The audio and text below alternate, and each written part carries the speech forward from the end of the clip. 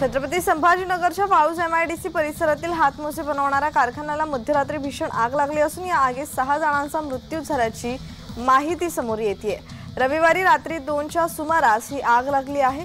हातमोजे बनवणाऱ्या कारखान्याला मध्यरात्री अचानकपणे आग लागली होती आणि यात 6 जण जखमी झाल्याची माहिती आहे।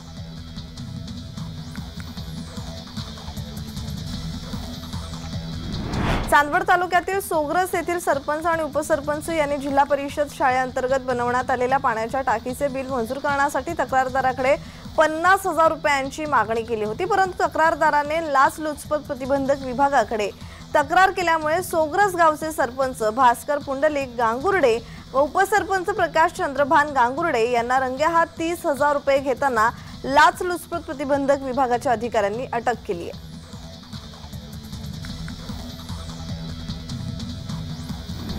अनेक प्रलंबित मागण्यांसाठी सातारा जिल्ह्यातील सर्व रेशन दुकानदार 1 जानेवारीपासून रेशन दुकान बंद आंदोलन करणार आहेत। आंदोलनातील सर्व संघटनांच्या सहभागाचे निवेदन कराड प्रांत अधिकारी अतुल म्हेत्रे यांना देण्यात आलेले आहे।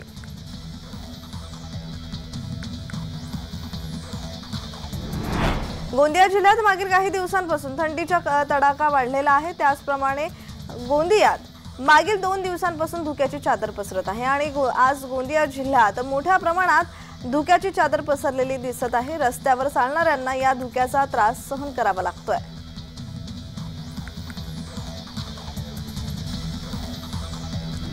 मुंबईकरांच्या मालमत्ता करात 15 ते 40% वाढ झाल्याचे वृत्त प्रसिद्ध झाल्यानंतर राजकीय पक्षांनी विरोध केल्याने महापालिकेला माघार घ्यावी लागले। करवाढीचा दावा फेटाळत पालिका आयुक्तांनी मुंबईकरांनी गेल्या वर्षीप्रमाणेच कर भरावा, त्यांना नवी देयके पाठवण्यात येतील असे शनिवारी स्पष्ट केले आहे।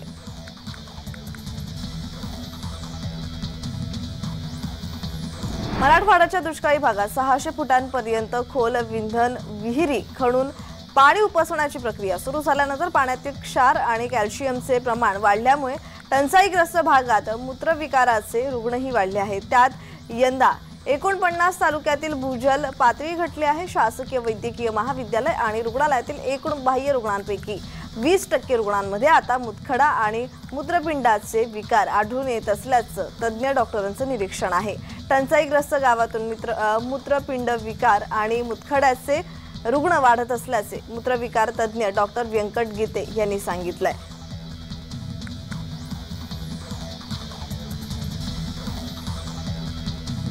हिंदुस्थानी शास्त्रीय वादक म्हणून लौकिक मिळवलेले आणि फ्युजन संगीतातील प्रयोगात रमलेले प्रसिद्ध पखवाज वादक पंडित भवानी शंकर यांचं शनिवारी निधन झालंय। त्यांच्या पार्थिवावर रविवारी म्हणजेच आज 31 डिसेंबर रोजी दुपारी बोरिवली येथील स्मशानभूमीत अंतिम संस्कार करण्यात येणार आहेत। त्यांच्या पश्चात मुले नातवंड असा परिवार आहे।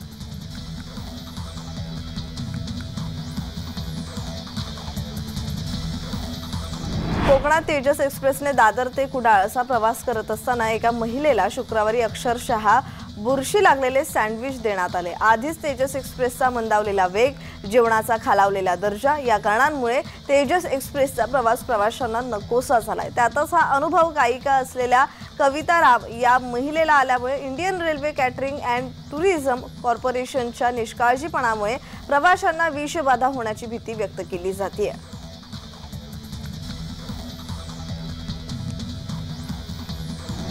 राज्यात शनिवारी कोरोनाचे 172 नवे रुग्ण सापडलेले आहेत। त्यात मुंबईमध्ये 32 रुग्ण असून ठाण्यात 36, नवी मुंबईत 24, छत्रपती संभाजीनगरमध्ये 15, पुण्यात 10, नागपूरमध्ये 7, पनवेल येथे 5 रुग्ण सापडलेत। राज्यातील कोरोना रुग्णांची संख्या 81,72,705 इतकी आहे। त्याचबरोबर राज्यात सक्रिय रुग्णांमध्येही वाढ होत असून शनिवारी सक्रिय रुग्णांची संख्या 613 इतकी झाली आहे।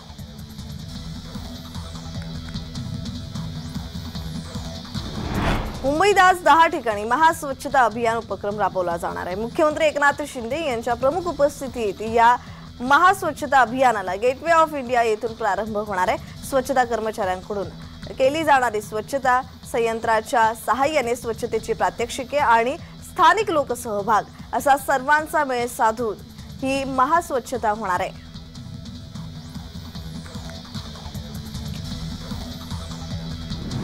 वंदे भारतची सध्या गती 160 किलोमीटर प्रति तास आहे। येत्या काळात ती 250 पर्यंत वाढवण्यासाठी प्रयत्न सुरू आहेत आणि येत्या 3-4 वर्षात मराठवाड्यातील माणूस एका दिवसात मुंबईतील कामे करून परत येईल अशी दळणवळण व्यवस्था निर्माण करण्यात येईल। जालना संभाजीनगर हा औद्योगिक पट्टा आर्थिक राजधानी मुंबईशी जोडला जात असल्याने त्याचे अनेक फायदे दिसतील असा दावा उपमुख्यमंत्री देवेंद्र फडणवीस यांनी केला आहे।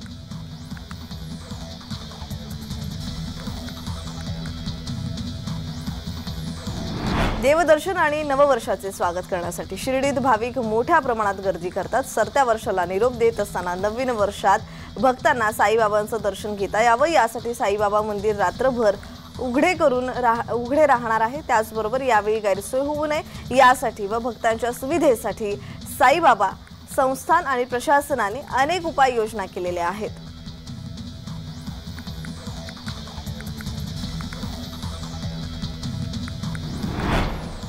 तर वसईच्या सेठ विद्या मंदिर इंग्लिश हायस्कूल येथे वार्षिक स्नेह संमेलन सोहळा पार पडला आणि यावेळी लहान मुलांनी मोबाईलचा अतिवापर या विषयावर नृत्य सादर केलं। या सादरीकरणात समाज माध्यम दर्शवणारे फलक लहान मुलांच्या हातात देण्यात आले होते।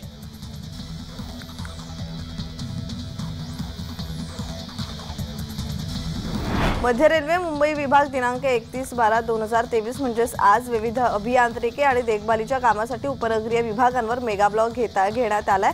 तर मेगा ब्लॉक हा पायाभूत सुविधांच्या देखभालीसाठी आणि सुरक्षिततेसाठी आवश्यक आहे। त्यामुळे प्रवाशांना विनंती करण्यात येते की या पायाभूत सुविधांच्या ब्लॉकमुळे होणाऱ्या गैरसोयीबद्दल रेल्वेला सहकार्य करावं असं आवाहन प्रशासनाकडून देण्यात आलंय।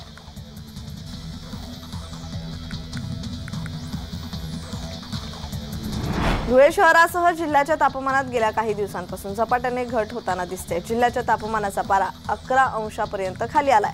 दुपारच्या वेळेस उन्हाचा तडाखा आणि रात्रीच्या वेळेस प्रचंड गारवा जाणवत असून सगळ्या ठिकाणी दाट धुके पसरल्याने नागरिक मनसोक्त आनंद घेताना पाहावयास मिळत आहेत।